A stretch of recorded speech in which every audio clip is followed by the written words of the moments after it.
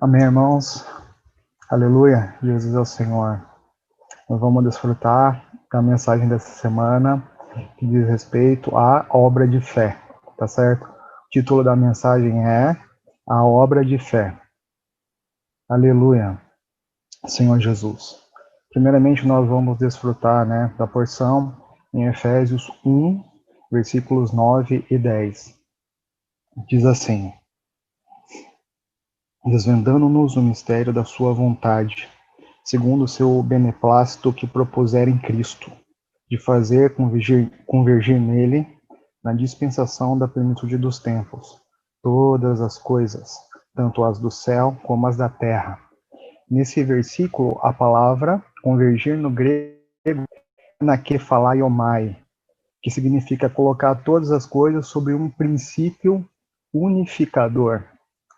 E também nós vamos ler Colossenses, capítulo 1, versículos 13 a 17. Diz assim: ele nos libertou do império das trevas e nos transportou para o reino do Filho do seu amor, no qual temos a redenção, a remissão dos pecados.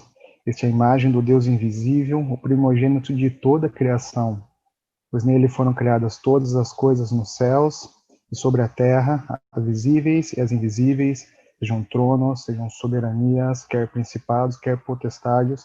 Tudo foi criado por meio dele e para ele. Ele é antes de todas as coisas, nele tudo subsiste. Essa palavra no grego, subsiste, é sunistal, que significa unir as partes de um todo. Na comunhão durante essa semana, um amado irmão trouxe um exemplo muito claro sobre como o Senhor une todas as coisas. O Senhor, ele é o centro, é como se fosse ali o cubo da bicicleta, que tem os raios e une a roda. Então, o Senhor, ele é o centro de todas as coisas. E ele nos une com Deus. Aleluia. Então, o primeiro ponto, chave dessa mensagem, tá sobre o perigo da desconexão. O perigo de sair desse centro, que é Cristo, Senhor Jesus. Vamos abrir nossas Bíblias em Gênesis, capítulo 1, versículo 1. Diz assim: no princípio criou Deus os céus e a terra. Então o Senhor criou os céus e a terra. Isso mostra que todo o universo está conectado com Deus. Aleluia! E no versículo 2, nós podemos ver que houve uma desconexão. Versículo 2: a terra, porém, estava sem forma e vazia. Havia trevas sobre a face do abismo, e o Espírito de Deus pairava por sobre as águas. Então, amados irmãos, teve uma desconexão. Senhor Jesus. Agora vamos ver uma porção que está em Isaías, capítulo 14, versículos 12 a 15. Isaías, capítulo 14, versículos 12 a 15. Diz assim: como caíste do céu, ó estrela da manhã, filho da alva, como foste lançado por terra, tu que debilitavas as nações. Tu dizias no teu coração: eu subirei ao céu, acima das estrelas de Deus exaltarei o meu trono, e no monte da congregação me assentarei, nas extremidades do norte. Subirei acima das mais altas nuvens e serei semelhante ao Altíssimo. Contudo, será precipitado para o reino dos mortos, no mais profundo do abismo. Essa é a experiência de Lúcifer. Ele foi criado como alguém muito capaz para cooperar com Deus, porém, a gente pode ver uma porção que está em Ezequiel 28, capítulos 14, versículos 14, 15 e 19. Ezequiel 28, versículos 14 a 15 e 19. Então diz assim: perfeito eras nos teus... Perdão. 14. Tu eras querubim da guarda ungido e te estabeleci. Permanecias no monte santo de Deus, no brilho das pedras andavas. Perfeito eras nos teus caminhos, desde o dia em que foste criado, até que se achou iniquidade em ti. E o versículo 19 diz: Todos os que te conhecem entre os povos estarão espantados de ti. Vens a ser objeto de espanto e jamais subsistirás. Então nós podemos ver um grande contraste aí, irmãos. Em Cristo, tudo subsiste. Nós lemos Colossenses, né? Capítulo 1, versículo 17, que mostra que isso no grego é sunistal, né? Que é unir as partes de um todo. Então o Senhor é aquele que une. E nessa primeira situação de desconexão, houve uma multiplicação do comércio por se achar, por se vangloriar. Lúcifer se tornou Satanás e levou consigo a terça parte dos anjos, mais os seres pré-adâmicos. Então essa foi a primeira desconexão. O Senhor criou no princípio o universo, tá certo? Todas as coisas, mas a gente pode ver no versículo 2 de Gênesis que houve essa grande desconexão. Senhor Jesus. E aí, irmãos, voltando para Gênesis, do capítulo 1, versículos 3 em diante, o Senhor começa a recriar. Aleluia! O Senhor quer governar sobre a terra. Embora houvesse essa desconexão, o Senhor ainda fez uma recriação. Aleluia! Vamos ler os versículos 27 a 28. Então o Senhor foi criando coisa após coisa, dia após dia. E aí no versículo 27 diz: Criou Deus, pois o homem à sua imagem, a imagem de Deus os criou. Homem e mulher os criou. Aí no versículo 28 mostra a bênção do Senhor. E Deus os abençoou e lhes disse: Sede fecundos, multiplicai-vos, enchei a terra e sujeitai-a, dominai sobre os peixes do mar, sobre as aves dos céus e sobre todo animal que rasteja pela terra. Ou seja, essa criação que Deus fez estava centrada nele. Ele é o centro dessa criação. Aleluia! E nós, o homem, no princípio de Deus, é para estar conectado com Deus, por meio da vida de Deus, ser capaz de sujeitar a terra que fora usurpada. No versículo 31 diz: Viu Deus tudo quanto fizera, e eis que era muito bom. Então, houve tarde e manhã, o sexto dia. Então, o Senhor criou todas as coisas. E depois que ele criou o homem, olhou para toda a criação e disse: muito bom. Ou seja, tudo estava centrado no Senhor. Aleluia. Senhor Jesus. Então, esse é um princípio maravilhoso. O nosso destino não é estar descentralizados, não é estar desconectados de Deus. O nosso destino é estar conectados com o Senhor. Aleluia. Aí, irmãos, no capítulo 3, versículos 6 a 9, dizem assim: Vendo a mulher que a árvore era boa para se comer, agradável aos olhos e a árvore desejável para dar entendimento, tomou-lhe do fruto e comeu e deu também ao marido, e ele comeu. Então houve uma segunda desconexão. Por meio do engano da serpente, a mulher pegou do fruto da árvore que o Senhor mandou não comer, comeu, deu para o marido, e ele também comeu. Abriram-se, então, os olhos de ambos, e percebendo que estavam nus, coseram folhas de figueira e fizeram cintas para si. Versículo 8. Quando ouviram a voz do Senhor Deus, que andava no jardim, pela viração do dia, esconderam-se da presença do Senhor Deus, o homem e sua mulher, por entre as árvores do jardim. E chamou o Senhor Deus ao homem e lhe perguntou: Onde estás? Senhor Jesus. Essa palavra, onde estás, irmãos, mostra, não é uma questão geográfica, se o homem estava escondido geograficamente, mas ele estava fora de centro. O Senhor deu uma ordem para o homem, e o intuito de Deus é que o homem comesse da árvore da vida. E por meio de comer da árvore da vida, a vida de Deus entraria no homem, em todo o seu ser, e aí o homem estaria apto a fazer a vontade de Deus. Então, por desobedecer, por comer do fruto que o Senhor pediu para não comer, houve essa desconexão. Senhor Jesus.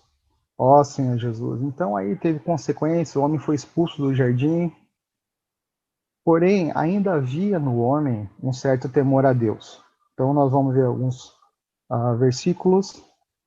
Gênesis, capítulo 5, versículo 24, mostra a experiência de Enoque. Aleluia, mesmo ainda ali fora de centro, havia um temor a Deus dentro do homem.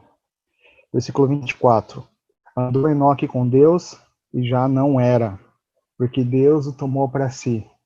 A palavra-chave aqui, irmãos, é andou com Deus. Hoje nós podemos andar com o Senhor. Embora essa terra esteja toda descentralizada, as pessoas não se atentem, não tenham temor a Deus, nós podemos ser aqueles que andam com Deus. Aleluia. Senhor Jesus.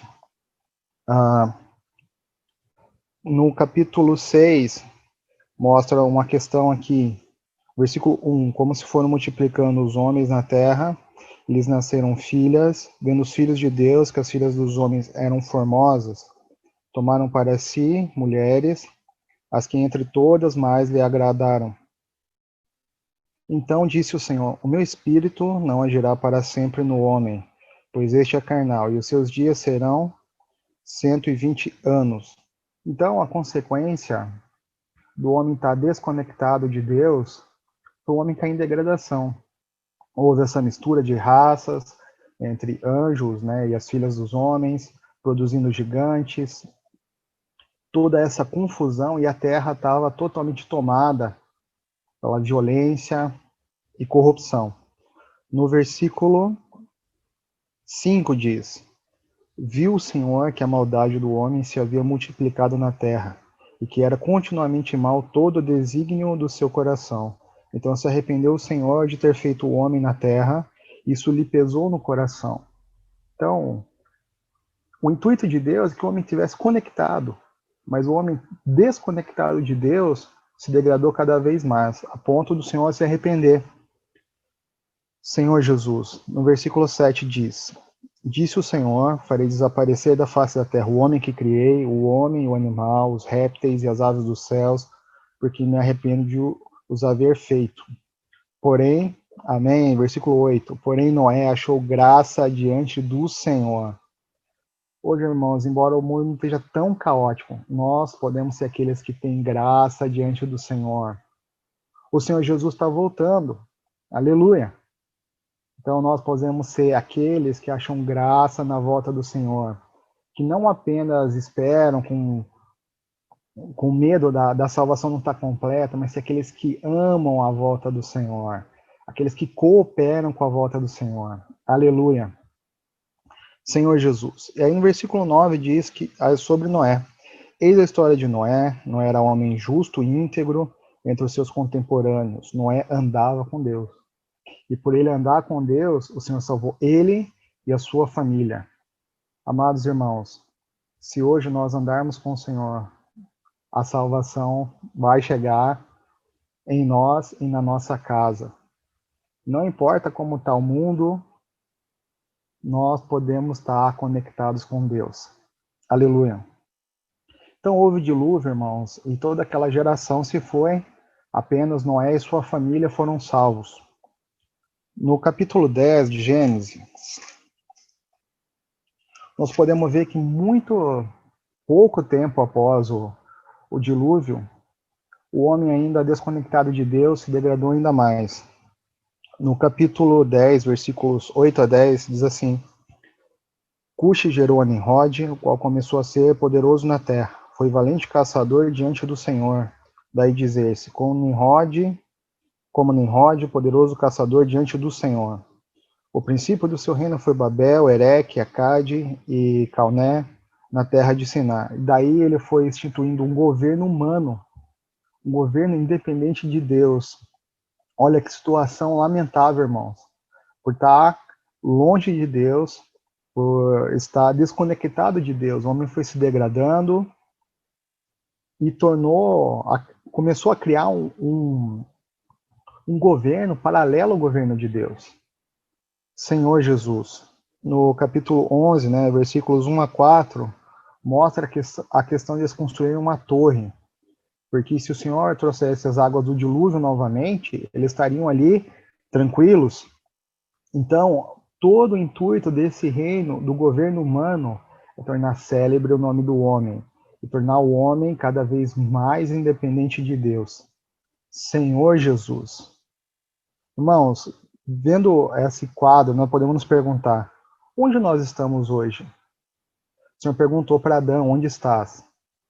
E nós podemos fazer a mesma pergunta: onde nós estamos? E segundo, o que nós estamos edificando? Nós estamos edificando o reino de Deus ou nós podemos estar edificando o reino dos homens? Senhor Jesus. Ó Senhor Jesus. Vamos ler também uma porção em Filipenses 2,15. Senhor Jesus.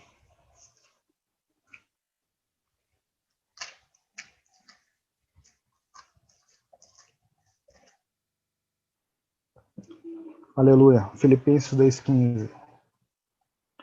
Para que vos torneis irrepreensíveis e sinceros, filhos de Deus inculpáveis no meio de uma geração pervertida e corrupta, na qual resplandeceis como luzeiros no mundo.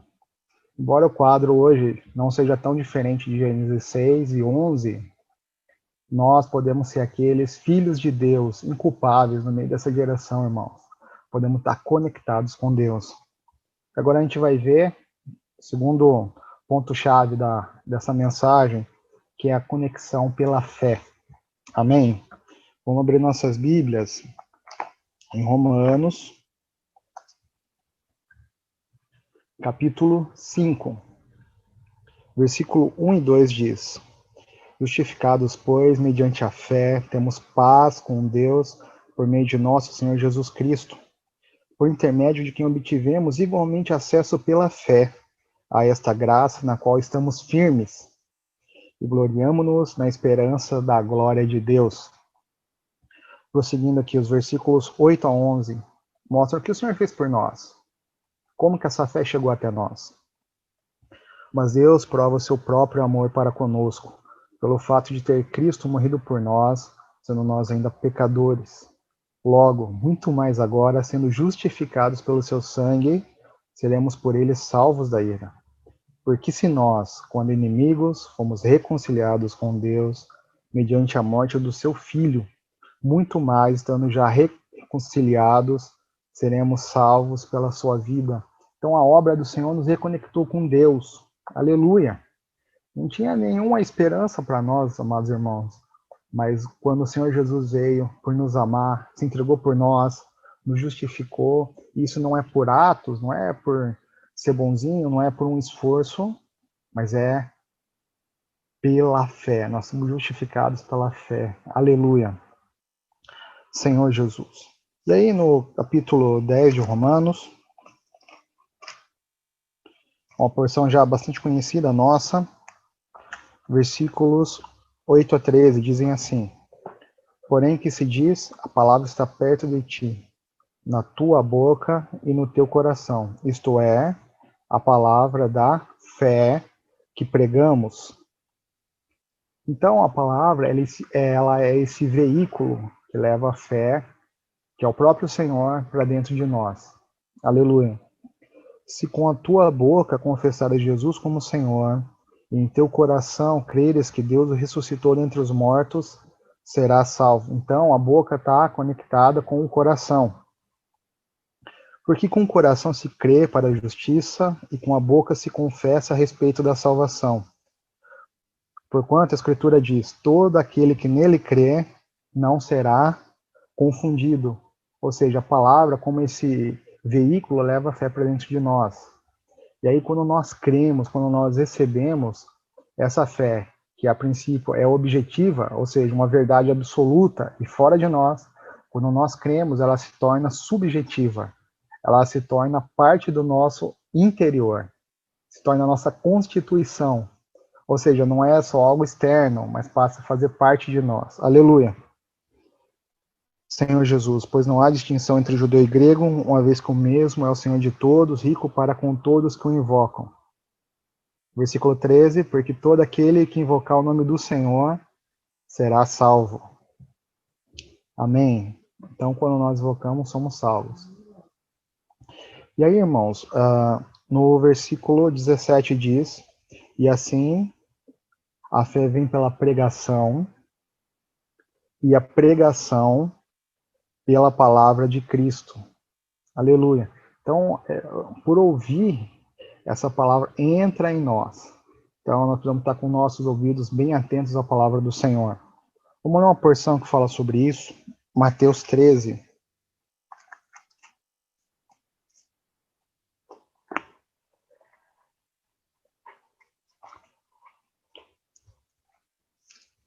Mateus, capítulo 13, versículos 15 e 16.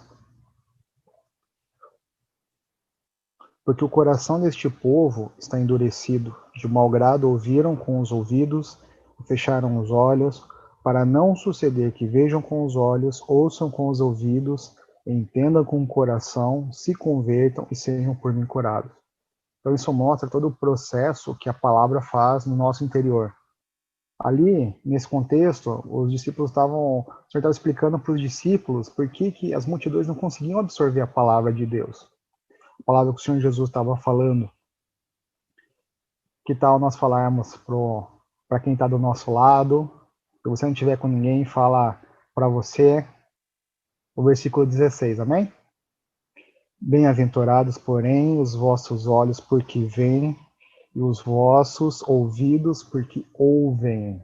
Então, quando o nosso ouvido ele se abre, o nosso coração também se abre, e aí a palavra pode entrar em nós. Senhor Jesus. Ó Senhor Jesus. Prosseguindo, irmãos, a palavra, então, é esse veículo, e quando nós queremos a palavra, entra no nosso interior. Agora vamos ver uma questão na epístola aos Tessalonicenses, amém? Então, 1 Tessalonicenses,